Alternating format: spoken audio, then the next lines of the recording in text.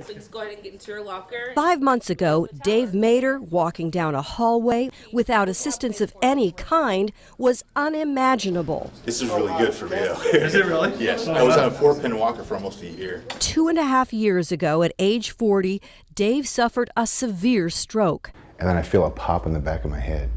And then all of a sudden I can't move. And then I just blacked out and I was done.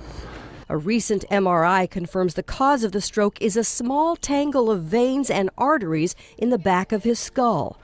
And then a doctor and nurse came out and sat down, and all they could tell me is that my husband was bleeding in his brain.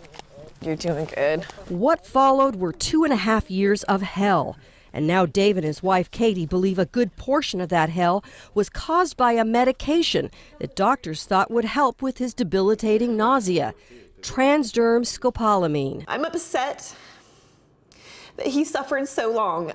At first, doctors had high hopes, telling the Maders to expect a near full recovery in a year. Dave devoted himself to rehab. Even if he was puking as he was going down the hallway, Dave was going to be working. You know what I mean? So he did. He responded really, really well to rehab. To combat the nausea, Dave's doctor prescribed the scopolamine patch.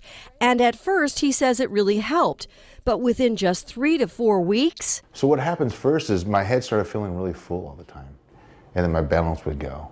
And then nausea started coming back too.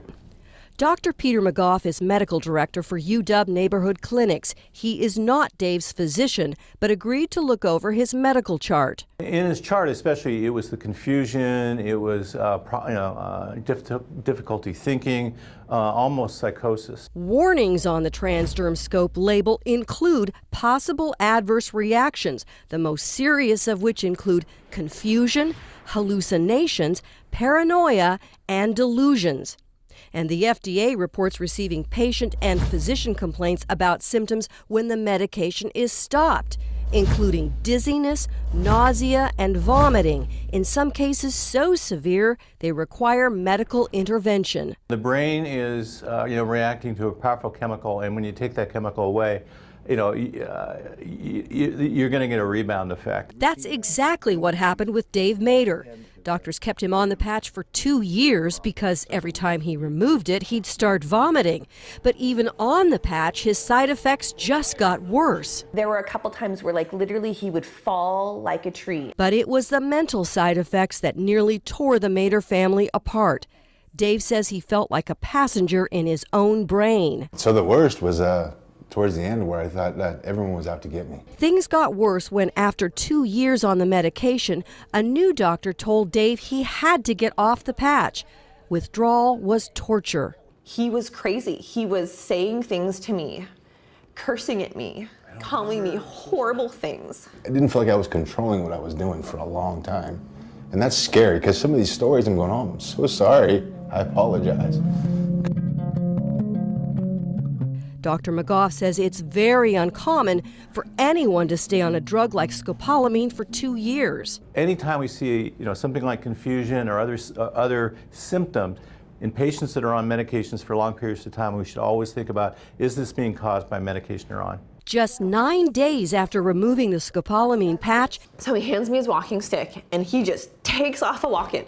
He walks about 10 feet, he steps down off the step, he puts his hands in the air and he turns in a circle and he tilts his head back and he goes like this and he goes, look at this. And I about burst into tears. You're like, hold on, you went too fast. Dave now walks to his kids' bus stop every day without assistance. And once again, they have hope for a significant recovery. But they wonder what the use of the patch cost them. Those 2 years I'll never get back. Those first 2 years when you rehab, you'll never get those 2 years back.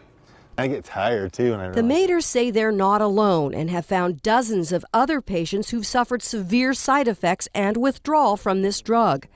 They want the FDA to step in with stronger warnings and to require more research on the effects of long-term use. If we could go so long and didn't know, it absolutely horrifies me to think that somebody else could be going through this, and there are. If one person gets better because of this story, I'm a happy man.